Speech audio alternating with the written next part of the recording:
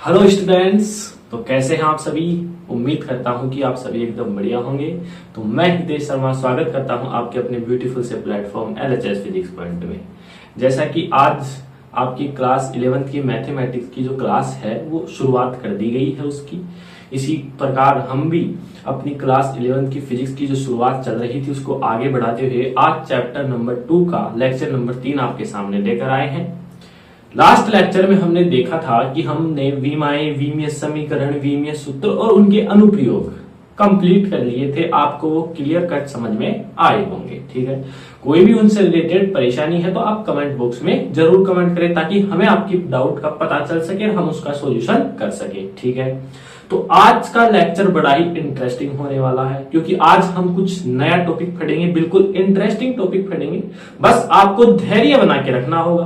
बिल्कुल एग्जाम जो भी हम टॉपिक पढ़ेंगे उसका एग्जाम्पल लेंगे और एग्जाम्पल सहित उसको क्या करेंगे बोलिए सोल्व करेंगे। ठीक है, तो आज हमारा लेक्चर नंबर 3 चैप्टर नंबर 2 मात्रक और मापन चल रहा था।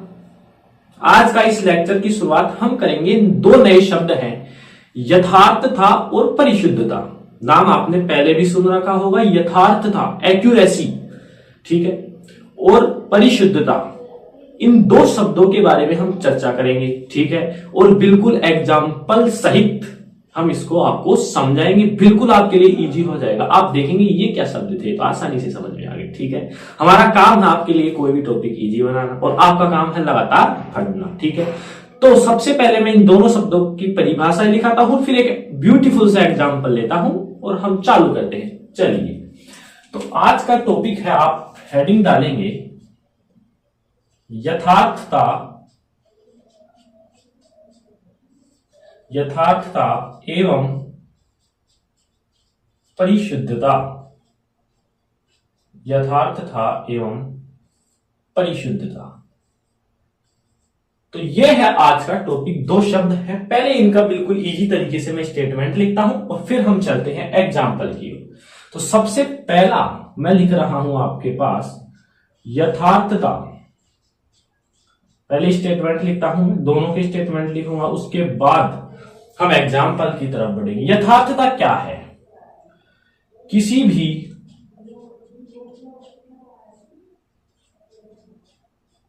प्रयोग में, किसी भी प्रयोग में प्राप्त प्रायोगिक मान की, प्रायोगिक मान की, किसी भी प्रयोग में प्राप्त प्रायोगिक मान की वास्तविक मान से, वास्तविक मान से तुलना करना, अर्थात प्रायोगिक मान, अर्थात प्रायोगिक मान वास्तविक मान के कितना निकट है, प्रायोगिक मान वास्तविक मान के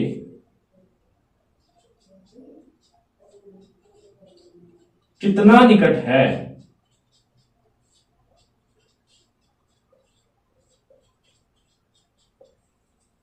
यथार्थता कहलाती है।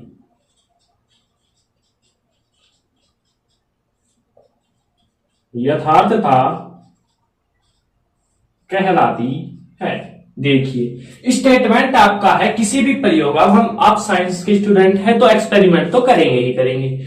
तो किसी भी प्रयोग में आपको रिजल्ट प्राप्त होगा, इसको प्रायोगिक मान बोलते हैं। किसी भी प्रयोग में प्राप्त प्रायोगिक मान और जो वास्तविक मान ऑलरेडी उसका दिया हुआ होगा उससे हम तुलना करेंगे तो क्या कहलाएगी? यथार्थता। अर्थात प्रायोगिक मान जो अपने पास प्रयोगों के द्वारा आया है वो उसके एक्चुअल जो रियलिटी में जो मान है उसके मान के कितना निकट है, वो यथार्थता कहलाती है।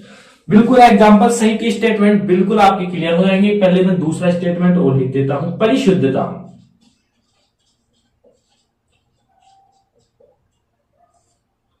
परिशुद्धता क्या है? देखिए, किसी भी प्रयोग में, किसी भी प्रयोग में प्राप्त, क्या बोलिए, प्रायोगिक मान, किसी भी प्रयोग में प्राप्त प्रायोगिक मान की आपस में तुलना करना परिशुद्धता कहलाती है। आपस में तुलना करना परिशुद्धता कहलाती है।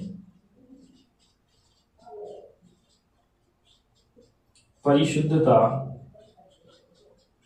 कहलाती है। ये हैं दो स्टेटमेंट, दो नए शब्द आपने आज देखे, उनकी स्टेटमेंट देखी।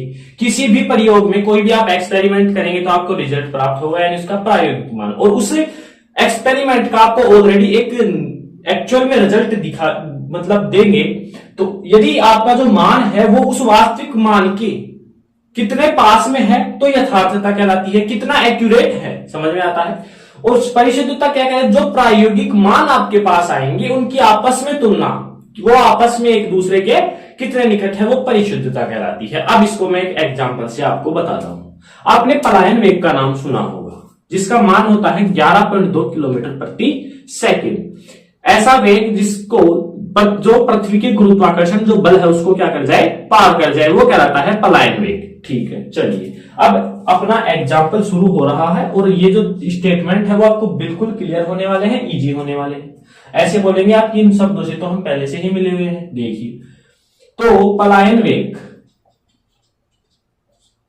वेग का मान क्या होता है, 11.2 किलोमीटर प्रति सेकंड। ये है आपका पलायन वेग का मान। ठीक है, अब मेरे पास कोई 3 साइंटिस्ट हैं, ए, बी और सी।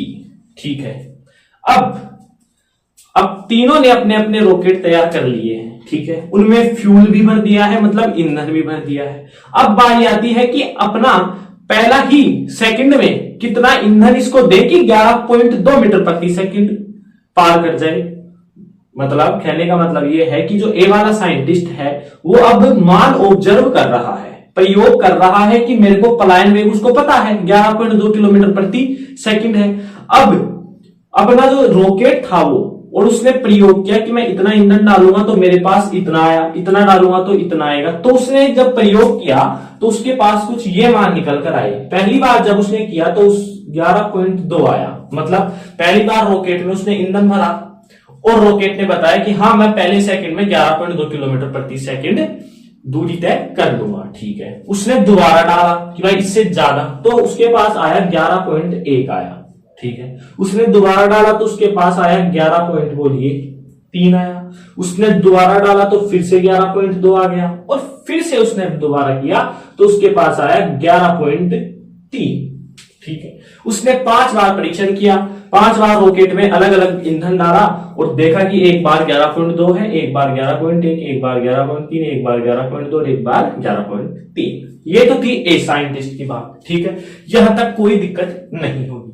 बी वाला साइंटिस्ट चेक कर रहा है। जब उसने पहली बार चेक किया तो उसके पास आता है 11.5, पहली बार उसने चेक किया। जब उसने दूसरी बार चेक किया तो उसके पास आता है 13.1। जब उसने तीसरी बार चेक किया तो उसके पास आता है 15.5। जब उसने चौथी बार चेक किया तो आता है 9.1, और 5वीं बार किया तो उसके पास आता है 11.3, या आप इसको 11.2 मान लीजिए। ठीक है, 11.2 आता है। यह है बी वाले साइंटिस्ट की बात। अब हम चलते हैं सी वाले साइंटिस्ट के पास। चलिए, जो सी वाला है उसने पहली बार किया तो उसके पास आता है, मान लीजिए उसके पास आया है 9.1।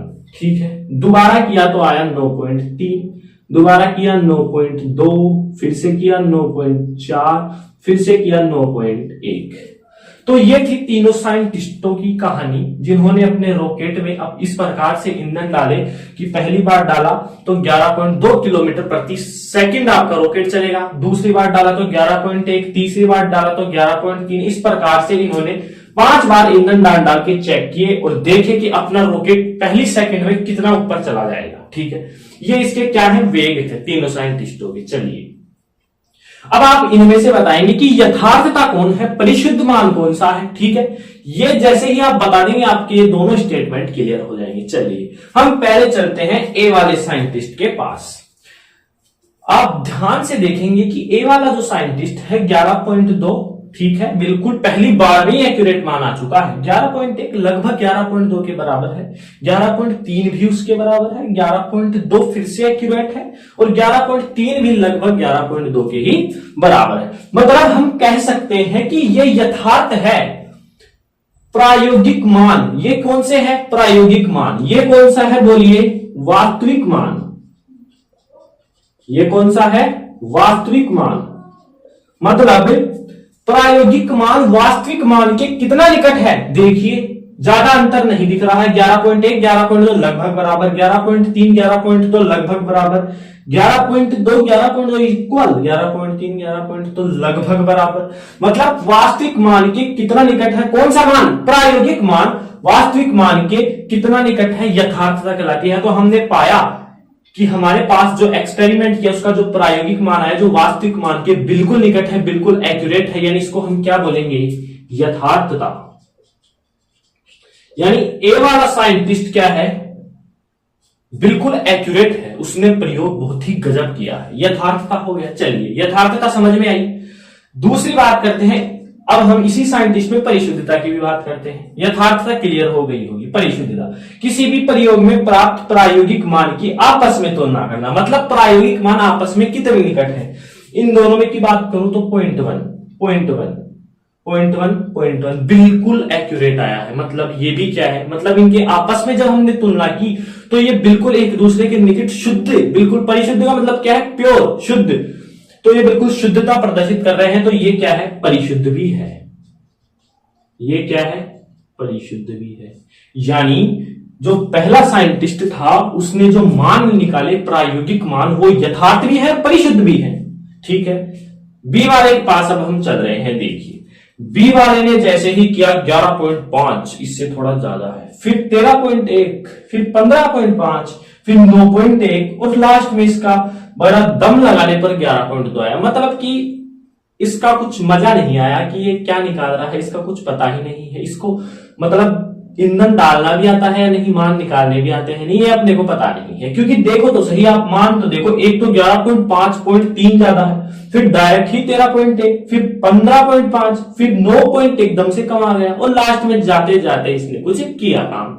मतलब यदि हम बात करें कि परिभाषा के अनुसार क्या ये यथार्थ है, यथार्थ तो ये नहीं है। देखिए क्योंकि प्रायोगिक मान वास्तविक मान के कितना निकट है, प्रायोगिक मान निकट है क्या, अंतर देखिए 0.3, इसमें बहुत ज्यादा, इसमें भी बहुत ज्यादा, इसमें भी बहुत ज्यादा, केवल एक में नहीं है। यानी हम कह सकते हैं कि ये यथार्थ तो नहीं है।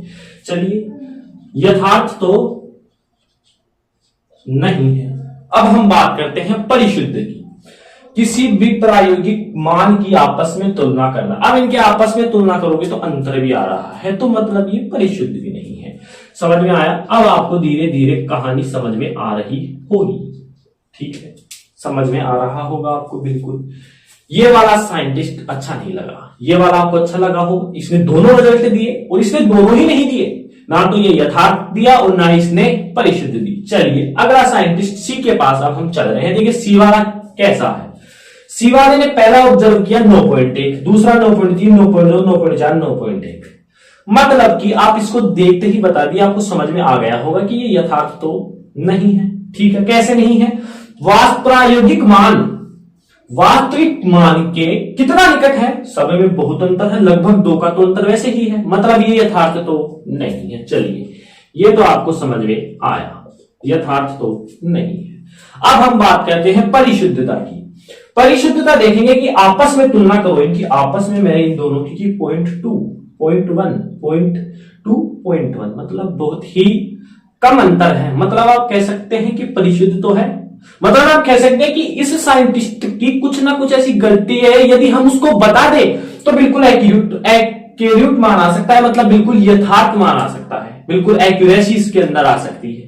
तो यदि हम इसकी गलती को बता दें तो ये कहां पहुंच जाएगा, इस श्रेणी में पहुंच जाएगा। मतलब ये परिशुद्ध तो है, मतलब कि इस साइंटिस्ट में स्किल तो है, मान निकालने की, यह कुछ गलती कर रहा है। यदि हम इसको सही डायरेक्शन दे देंगे तो ये किस कैटेगरी में आ जाएगा, इस कैटेगरी में आ जाएगा। किस में आ जाएगा, ये इस कैटेगरी में आ जाएगा।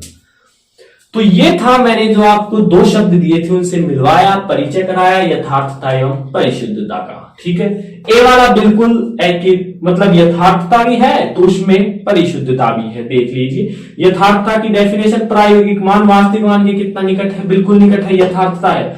आपस में तुलना कीजिए, अब इसमें भी बहुत शुद्ध मान है, मतलब ये परिशुद्ध। इसका तो कोई पता ही नहीं है, पता नहीं क्या मान दे रहा है, ये तो बिल्कुल घटिया साइंटिस्ट है। अब इसके पास आते हैं हम, तो इसमें मतलब स्किल्स तो हैं लेकिन ये कुछ मिस्टेक्स कर रहा है। यदि उसकी मिस्टेक्स सही हो जाएंगी तो ये किसमें चेंज हो जाएगा, इसमें चेंज हो जाएगा। तो ये यथार्थ तो नहीं है लेकिन परिशुद्ध है। तो उम्मीद करता हूं आपको ये टॉपिक जो यथार्थ एवं परिशुद्धता एनसीईआरटी की बुक में भी है बिल्कुल इजी लगा होगा। यहां तक नोट करें। चलिए, तो अब हम इसको रफ कर देते हैं। तो ये था आपका आज पहला टॉपिक। अब मैं आपको एक एग्जांपल लेके बताता हूं। यथार्थता परिशुद्धता बिल्कुल क्लियर हो गए होंगे। अब मेरे पास कोई दो मान है 1.3 1.35। अब आप इनमें से बताएंगे कि कौन सा मान परिशुद्ध है। ये बिल्कुल थोड़ा अलग है, वो वाला परिशुद्ध नहीं पूछ रहा हूं मैं कि इन दोनों मानों में परिशुद्ध का कौन सा है। देखिए, यदि मैं बात करूं तो इन दोनों में मेरे पास ज्यादा परिशुद्ध ये वाला है। अब आप पूछेंगे क्यों। देखिए, यहां पर पॉइंट के बाद 3, पॉइंट के बाद 3, फिर 3 के बाद 5, मतलब ये वाला जो मान है इसको और ज्यादा मापा गया है। 1.3 तक कोई ऐसा स्केल था जिसने 1.3 ही मापा, और कोई ऐसा स्केल था जिसने 1.3 उसके बाद 5 तक भी मापा, मतलब उसके अंदर गया बिल्कुल और उसने एक्यूरेट मान निकाला। तो ये परिशुद्ध है। ठीक है, समझ में आया। या इसकी दोबारा बात करूं मैं, एक मेरे पास तार है इस प्रकार से, यदि मैं उस स्केल से इसकी लंबाई नापता हूं, ठीक है, तो मेरे पास सेंटीमीटर में है, ये 0 सेंटीमीटर, ये 1 सेंटीमीटर है। ठीक है, ये तार है अपना और ये स्केल है, ये 2 सेंटीमीटर है। ठीक है, अब ये मान लीजिए ए वाला क्या है, ये ए वाला स्केल है, तो मेरे को ये क्या देगा, ये तार केवल 2 सेंटीमीटर तक ही बता सकता है, मतलब ये स्केल है वो तार की लंबाई कितनी बताएगा, 2 सेंटीमीटर। चलिए, यदि मैं एक और स्केल लूं, ठीक है, और यहां पर मेरे पास है 1, यहां पर मेरे पास है 2, और यहां पर मेरे पास है क्या बोलिए,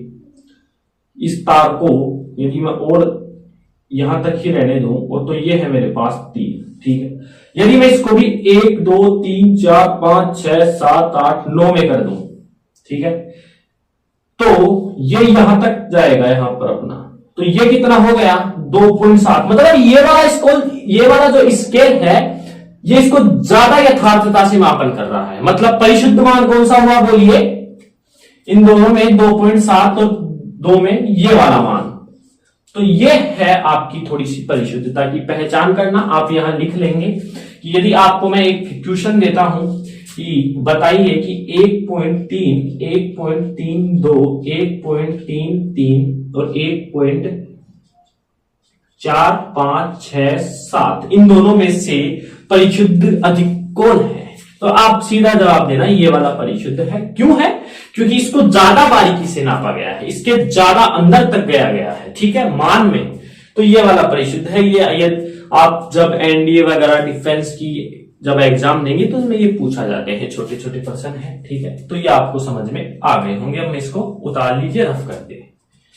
चलिए, तो ये था आपका टॉपिक यथार्थ था और परिशुद्धता का। ठीक है, जो बिल्कुल मैंने आपको इजी करके बताया। अब हम एक नया टॉपिक पढ़ने के लिए जा रहे हैं, उसका नाम है त्रुटि, एरर। इस शब्द से तो आप बहुत परिचित हैं।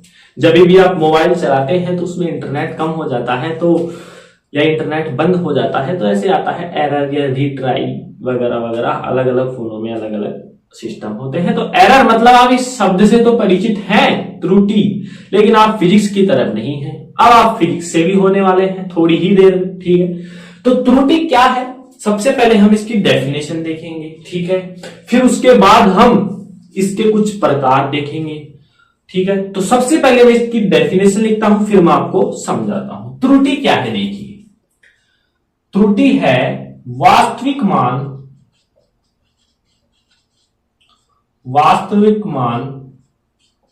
तथा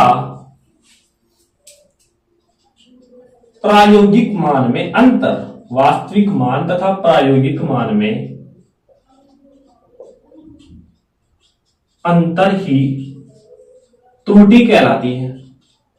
अंतर ही त्रुटि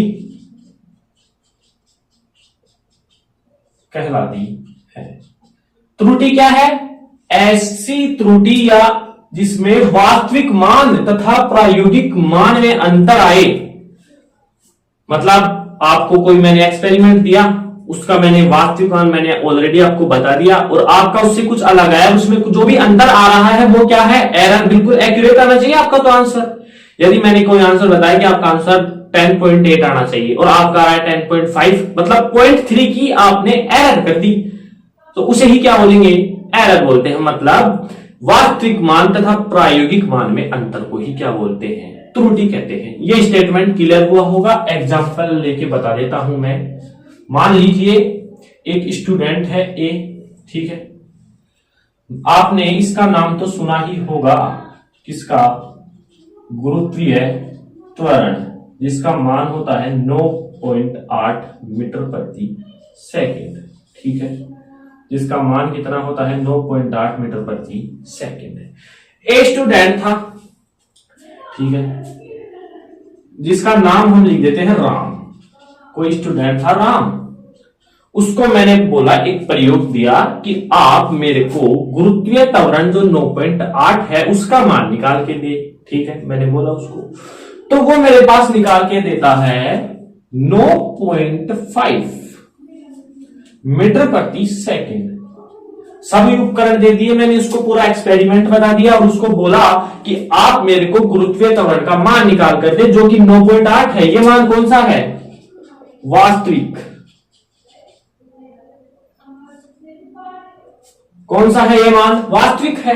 ठीक है, ये कौन सा मान आया है? प्रायोगिक मान। कौन सा है? प्रायोगिक मान। उसको दिया मैंने क्वेश्चन कि भाई मेरे को ये निकाल के दिखाओ, तो उसके प्रायोगिक मान आए 9.5। अब त्रुटि क्या बोलता है? एरर क्या बोल रहा है? एरर इज इक्वल टू वास्तविक मान माइनस प्रायोगिक मान। यानी डेफिनेशन देखिए ना, वास्तविक मान तथा प्रायोगिक मान में अंतर ही त्रुटि कहलाता है। वास्तविक मान कितना? 9.8। ठीक है, 9.8 हो गया वास्तविक मान, माइनस प्रायोगिक मान कितना? 9.5 इज इक्वल टू 0.3 कि ये क्या है? एरर है। एरर क्या हो गई? 0.3 की क्या हो गई अपने पास? एरर हो गई। तो ये थी त्रुटि, बिल्कुल बेसिक सी परिभाषा थी। वास्तविक मान एवं प्रायोगिक, जितना मैंने इजी किया है उस प्रकार से अपनी लैंग्वेज में आपको समझाने का प्रयास किया है। वास्तविक मान एवं प्रायोगिक मान में अंतर ही त्रुटि कहलाती है। एक एग्जाम्पल के थ्रू भी मैंने आपको समझा दिया है। चलिए अब हम त्रुटि के कुछ एग्जाम्पल देखते हैं। सॉरी, एग्जाम्पल नहीं, इसके प्रकार देखते हैं, टाइप्स ऑफ एरर। अब त्रुटि कितने प्रकार की होती है? बेसिकली त्रुटि 2 प्रकार की होती है। कौन कौन सी? पहली त्रुटि होती है हमारे पास क्रमबद्ध त्रुटि और दूसरी होती है यादृच्छिक त्रुटि। चलिए हम लिखते हैं यहां पर, आप लिखेंगे मेरे साथ साथ कि त्रुटि 2 प्रकार की होती है। त्रुटि 2 प्रकार की होती है। पहली लिखेंगे आप क्रमबद्ध त्रुटि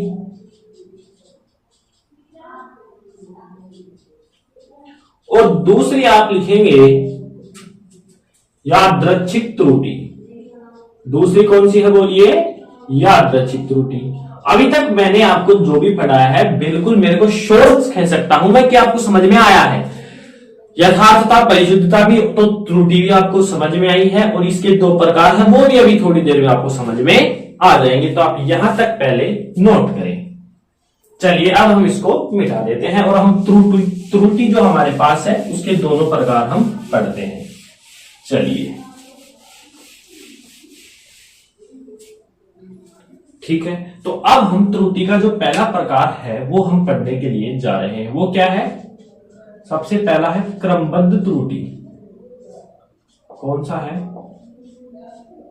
क्रमबद्ध त्रुटि। क्रमबद्ध जो त्रुटि है उसकी हम डेफिनेशन पढ़ेंगे, ठीक है। फिर उसके बाद हम इसके प्रकार पर जाएंगे। मैं मार्कर में इतने इंक डालता हूं। चलिए, तो है मेरे पास अभी तो हम क्रमबद्ध त्रुटि की सबसे पहले डेफिनेशन देंगे और उसके बाद हम इसके 3 जो टाइप्स होते हैं उस पर भी अध्ययन करेंगे। क्रमबद्ध त्रुटि। क्रमबद्ध त्रुटि से तात्पर्य है कि ऐसी त्रुटि जिसके कारण ज्ञात हो, जिसके कारण ज्ञात हो, पहली बात। दूसरी बात, ऐसी त्रुटि जिसके कारण ज्ञात हो तथा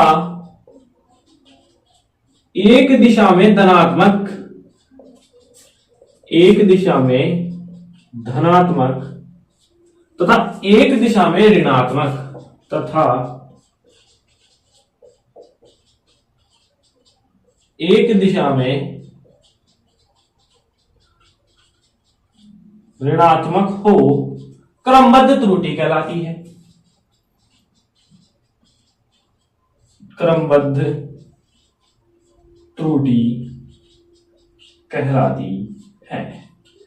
अब ये आपके लिए इजी होने वाला है स्टेटमेंट। तैयार हैं आप? चलिए, ऐसी त्रुटि जिसके कारण ज्ञात होंगे। आप जब छोटे थे, शायद अभी भी ये करते हो, कि जब टीचर बोलता है आपको कि आप होमवर्क करके लेकर आए, तो आप होमवर्क नहीं करके लाते हैं तो आप कुछ ना कुछ बहाना बताते हैं। मतलब अब आपका वो बहाना सही भी हो सकता है और गलत भी हो सकता है। तो टीचर के लिए आप तो क्या कर दिया, आपने तो त्रुटि कर दी और उसका आपको कारण भी बताया उसने। आप टीचर के लिए तो आपने क्या कर दी, त्रुटि कर दी और उस त्रुटि का हमें कारण भी बताया, ठीक है। तो ऐसी त्रुटि कौन सी कहलाई? क्रमबद्ध त्रुटि। दूसरी बात, तथा एक दिशा में धनात्मक, एक दिशा में, मतलब देखो इस शब्द का भी तो पालन होगा। क्रमबद्ध एक दिशा में धनात्मक त्रुटि है तो दूसरी ही दिशा में वो क्या हो जाती है, दूसरे ही क्षण क्या हो जाती है, वो ऋणात्मक त्रुटि हो जाती है। मतलब एक पल में वह धनात्मक है, दूसरे पल में ऋणात्मक है, फिर धनात्मक है, फिर ऋणात्मक, क्रमबद्ध त्रुटि कहलाती है। और इसके कारण भी हमें क्या होते हैं, ज्ञात होते हैं। एग्जाम्पल देखिए, एग्जाम्पल से बेटर समझ में आएगा। मान लीजिए कि एक व्यक्ति है मेरे पास, वो प्लस एक्स दिशा की ओर v वेग से क्या है, गतिशील है। प्लस एक्स दिशा की ओर v वेग से गतिशील है। मैंने कहा कि आपको इस बिंदु पर v is equal to 5 meter प्रति सेकंड वेग से पहुंचना है। समझ में आता है? यह कौन सा मान हो गया, मेरे द्वारा दिया गया मान है वास्तविक मान, ठीक है। अब ये भाई साहब चलते हुए आए हैं यहां पर v बराबर 3 मीटर प्रति सेकंड। तो इसमें एरर कितना हुआ, क्रमबद्ध त्रुटि। ये कौन सा आया, प्रायोगिक मान जो उसने किया चल के। तो एरर कितने का आया यहां पर, कौन सा जो भी क्रमबद्ध, कितना आया, 2 मीटर प्रति सेकंड, धनात्मक है। यदि मैं दूसरी दिशा की बात करूं, मैं बोल रहा हूं कि आपको आना 5 मीटर प्रति सेकंड है, भाई साहब आ गए 6 मीटर प्रति सेकंड से। किससे आ गए, 6 मीटर प्रति सेकंड से। तो एरर कितना हो जाएगा आपका, पहला आपको समझ में आया, दोबारा देखेंगे। मैंने इसको बोला कि आपको 5 मीटर प्रति सेकंड से आना है और ये आ गए v is equal to 3 meter प्रति सेकंड से। तो आपके पास एरर कितना आया, एरर आया 2 मीटर प्रति सेकंड का, जो कि धनात्मक है। अगले ही पल में ये भाई साहब आ गए v is equal to 6 meter प्रति सेकंड। कितना आ गए, 6 मीटर प्रति। तो वास्तविक मान माइनस प्रायोगिक मान -1 आ जाएगा। 5 माइनस 6 -1 मीटर प्रति सेकंड। तो अगले ही पल क्या होगी, ऋणात्मक होगी। मतलब ऐसी त्रुटि जिसके कारण पता हो। अब इसके कारण भी आपको पता होंगे। क्या इसके आप बता सकते हैं कि वो धीरे चल के आया है? बिल्कुल बता सकते हैं, धीरे चला तभी तो 5 पर नहीं पहुंचा। दूसरी बार में तो और भी तेज आ गया, दूसरी बार में तो इसकी स्पीड ही बढ़ा दी। मतलब आपको कारण भी पता है, एक बार धनात्मक है तो एक बार क्या है, ऋणात्मक है। तो ये होती है अपनी क्रमबद्ध त्रुटि। ये एक एग्जांपल की दृष्टि से मैंने आपको समझाया और आपको समझ में भी आया है। चलिए अब हम लिखने वाले हैं कि इस त्रुटि के 3 प्रकार होते हैं। इस त्रुटि के 3 प्रकार होते हैं। पहला है उपकरणीय त्रुटि। उपकरणीय त्रुटि जिसे यंत्रगत त्रुटि भी बोलते हैं। यंत्रगत त्रुटि।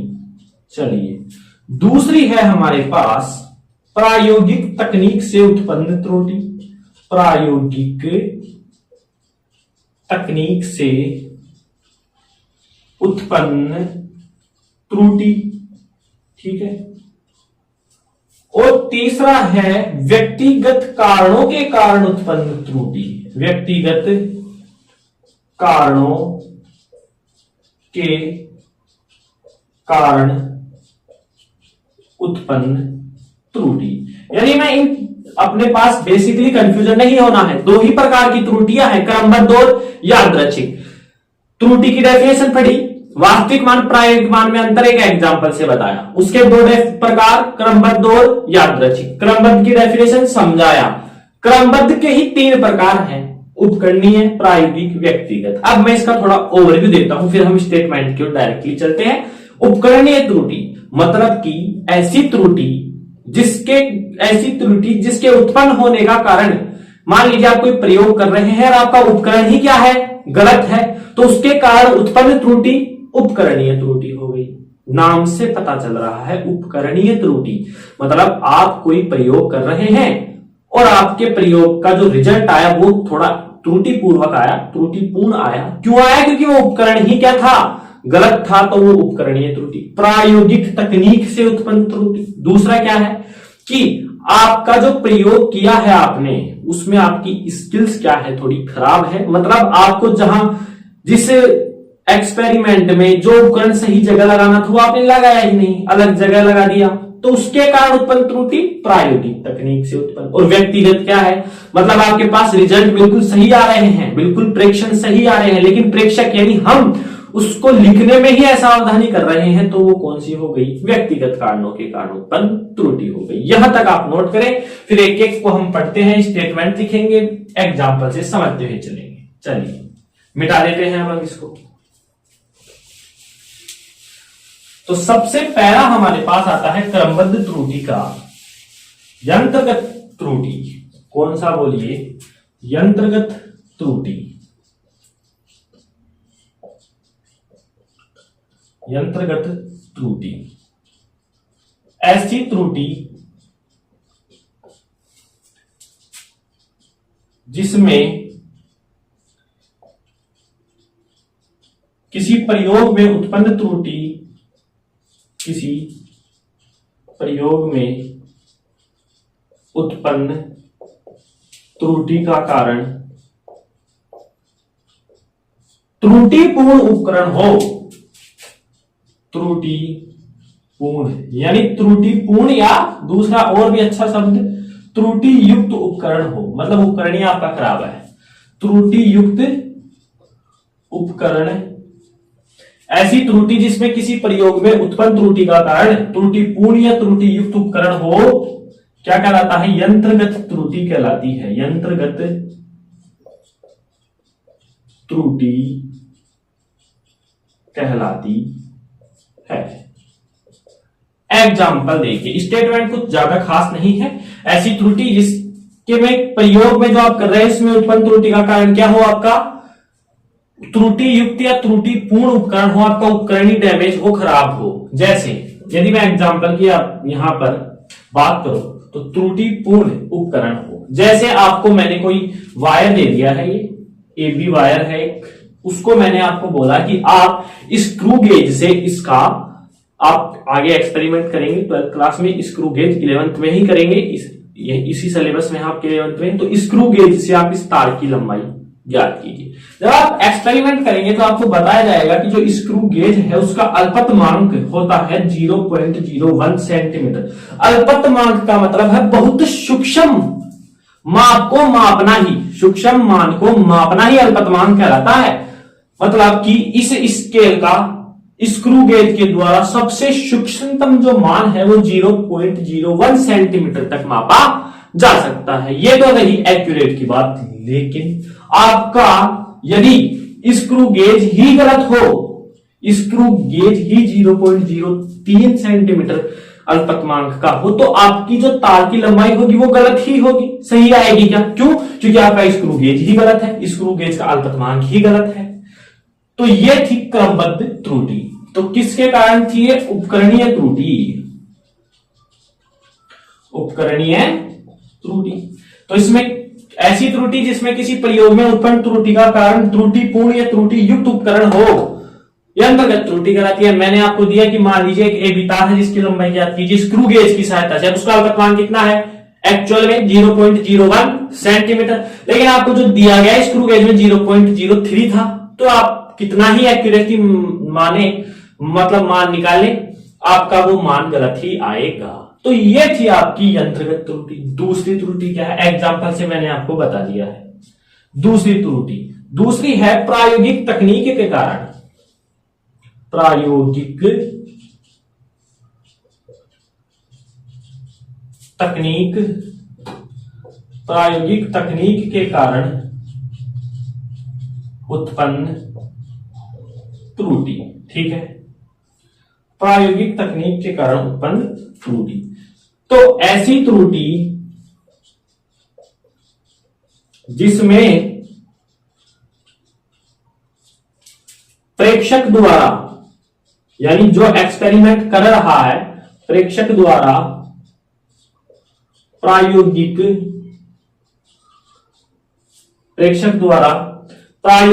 त्रुटियां करने के कारण उत्पन्न त्रुटि, द्वारा प्रायोगिक त्रुटि करने के कारण उत्पन्न त्रुटि ही क्या कहलाती है? प्रायोगिक तकनीक त्रुटि कहलाती है। प्रायोगिक तकनीक के कारण उत्पन्न त्रुटि कहलाती है। समझ में आ गया? मतलब आप कोई एक्सपेरिमेंट कर रहे हैं, प्रेक्षक यानी मैं एक्सपेरिमेंट कर रहा हूं और मेरे द्वारा प्रायोगिक त्रुटि के कारण जो मैं प्रयोग कर रहा हूं उसमें ही मैंने गलती कर दी, मतलब उस प्रयोग के दौरान ही क्या कर दी? गलत कर दी। प्रायोगिक त्रुटि करने के कारण, प्रायोगिक यहां उपकरण लिख लेंगे, नहीं सही है। ऐसी त्रुटि जिसमें प्रेक्षक द्वारा प्रायोगिक त्रुटि करने के कारण, प्रायोगिक त्रुटि मतलब प्रयोग के दौरान ही मैंने त्रुटि कर दी। जैसे मान लीजिए जब आपके बुखार होता है, तो मैं एग्जांपल लिख देता हूं, बुखार नापने वाला यंत्र, इससे आपको समझ में आ जाएगा। जब आपको बुखार होती है तो जो ताप को मापा जाता है उसको जीभ के नीचे रखा जाता है, जीभ के नीचे रखा जाता है ताकि आपका टेम्परेचर, वास्तविक टेम्परेचर का पता चल सके। तो आप यदि आप उसको जीभ के नीचे रखेंगे तो आपका वास्तविक टेम्परेचर आएगा, एक्चुअल टेम्परेचर आएगा। ठीक है, यदि आप उसको हाथ में रखते हैं या शरीर के किसी भी भाग में रखते हैं तो आपका वास्तविक यानी एक्चुअल टेम्परेचर नहीं आएगा। क्यों नहीं आएगा? क्योंकि जब हम जीभ के नीचे रखेंगे तो हमारा माउथ जो है वो बंद हो जाता है और ये बाहरी जो वातावरण है, आर्द्रता भी है तो नमी भी है, उनसे मुक्त हो जाता है। लेकिन जैसे भी हम माउथ से बाहर निकालेंगे तो उसमें वह आर्द्रता के भी संपर्क में आएगा, नमी के भी आएगा, तो इसके कारण उसके ताप में कमी हो जाती है। किसके कारण हुई? हमारे कारण ही तो हुई, प्रयोगों के कारण। हमारे को तो एक दिया था उपकरण की, भाई इस उपकरण से आपका टेम्परेचर नापो, हमने उसको कहीं और लिख लिया, तो उसके कारण उत्पन्न त्रुटि। मतलब प्रायोगिक उपकरण के कारण ही तो त्रुटि उत्पन्न हुई है, प्रेक्षक के द्वारा प्रायोगिक त्रुटि के कारण, हमारे के द्वारा ही तो त्रुटि हुई। हमें तो उपकरण दे दिया था कि आप तापमान माप के हमें बताइए, लेकिन हमने तो तापमान पी को ही अलग जगह रख दिया, तो हमारे कारण मतलब प्रायोगिक त्रुटि करने के कारण हमने तो प्रयोग में ही त्रुटि कर दी। तो जिसके कारण उत्पन्न त्रुटि कौन सी होती है? प्रायोगिक तकनीक के कारण। मतलब हमें स्किल्स नहीं है कि हम एक्सपेरिमेंट कर सके। तो ये थी हमारी 2 त्रुटि, आपको समझ में आई होगी विथ एग्जाम्पल, तो आप यहां तक नोट करें। चलिए अब हम लास्ट त्रुटि में चल रहे हैं। मैं श्योर कह सकता हूं कि आपको कोई दिक्कत नहीं आ रही है, और आ भी रही है तो कमेंट में जरूर कमेंट करें। तीसरी है हमारे पास, तीसरी कौन सी है बोलिए? एक तो प्रायोगिक वाली होगी, और अब है व्यक्तिगत त्रुटि। व्यक्तिगत त्रुटि, अब देखिए व्यक्तिगत त्रुटि क्या है। स्टेटमेंट लिखता हूं मैं, ऐसी त्रुटि जिसमें उपकरण भी सही है, उपकरण भी सही है। प्रायोगिक तकनीक जस्ट इससे पिछले वाली, जिसमें हमने तापमापी को गलत जगह रखा, तो इस बार हमने सही जगह रख दिया, मतलब प्रायोगिक तकनीक भी सही है। प्रायोगिक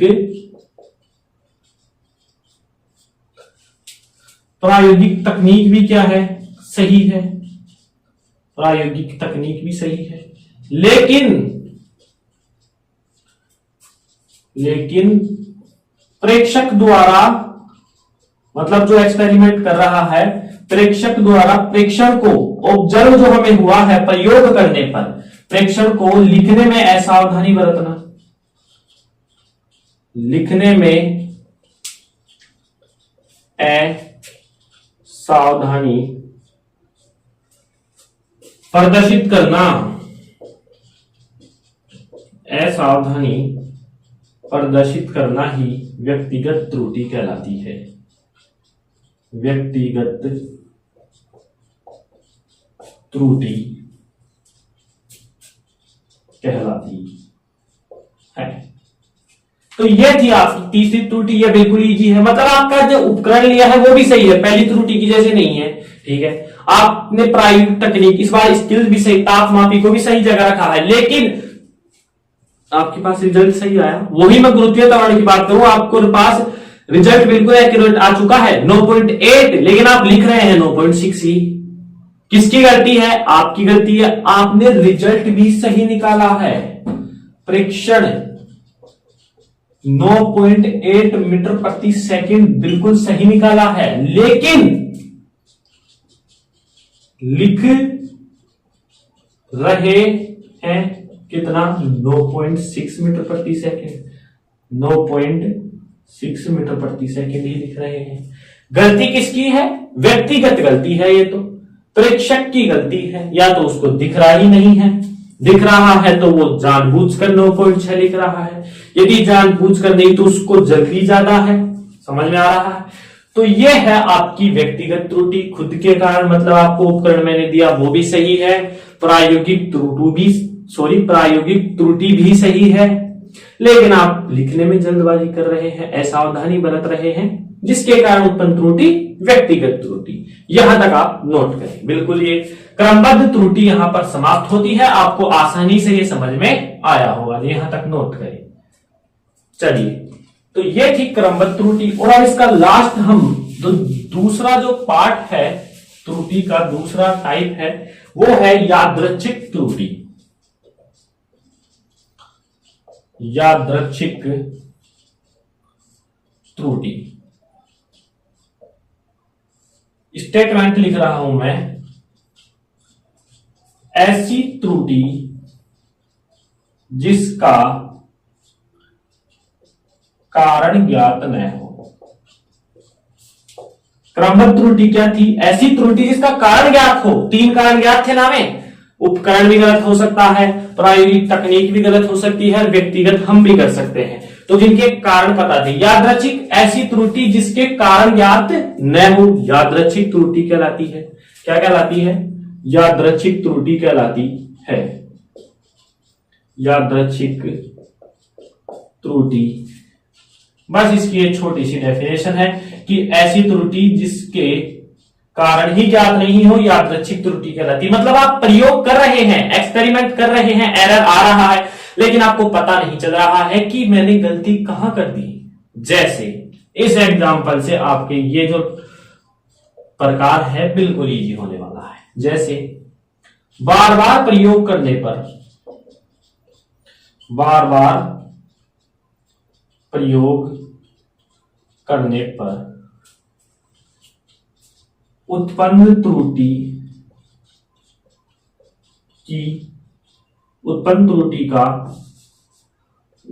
त्रुटि का कारण ज्ञात नहीं कर सकते हैं, ज्ञात नहीं कर सकते हैं। जैसे सबसे अच्छा एग्जांपल मैं एक बता रहा हूं। एक तो पलायन वेग का बताया, गुरुत्वीय त्वरण का मैं इसलिए बता रहा हूं ताकि आपको याद हो जाए। सबसे अच्छा इसका गुरुत्वीय त्वरण ही है, जो कि आपकी काफी अच्छा याद भी है। गुरुत्वीय त्वरण मान लीजिए 9.8 मीटर प्रति सेकेंड है। अब एक बार एक व्यक्ति ने एक्सपेरिमेंट किया, साहब जी ने लेकर आए 9.7 मीटर प्रति सेकेंड, फिर ले आए 9.8 मीटर प्रति सेकेंड, फिर ले आए 9.9 मीटर प्रति सेकेंड, फिर ले आए 9.1 मीटर प्रति सेकेंड, फिर तो 9 ही ले आए। अब ये सोच रहा है कि यार पहली बार कर रहा हूं तो 9.7, मतलब मैंने सोचा दूसरी बार करेंगे तो आ जाएगा, आ भी गया। फिर इसके इच्छा नहीं हुई, मैं तो इसको कंफर्म करने के लिए बार बार करूंगा। करते हैं ना हम ऐसा कि जितनी बार प्रयोग करेंगे यदि मान समान आ रहा है तो हमारा मान एक्यूरेट है, मतलब सही है, उत्तर की जांच।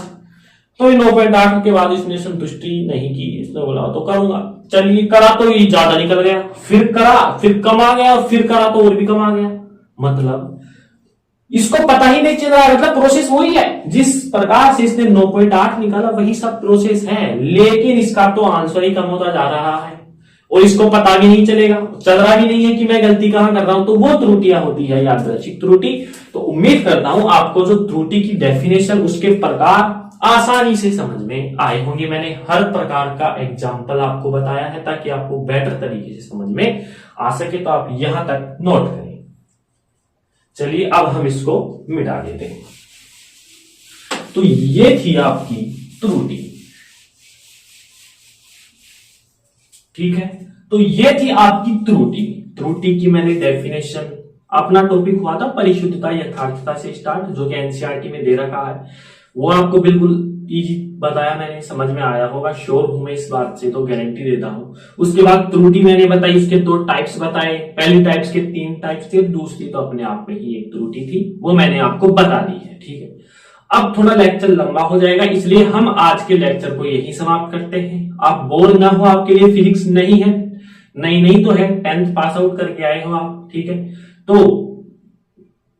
लेक्चर बढ़ाना हो, इसके कारण हम त्रुटि का अगला वाला जो पोर्शन है अगले पार्ट में करेंगे। अगला हमारे पास है त्रुटि का निरूपण, मतलब उसमें भी कई त्रुटि आएंगी, जैसे निरपेक्ष त्रुटि आएगी, परम त्रुटि आएगी, माध्य वगैरह उसमें आएंगे, ठीक है ना।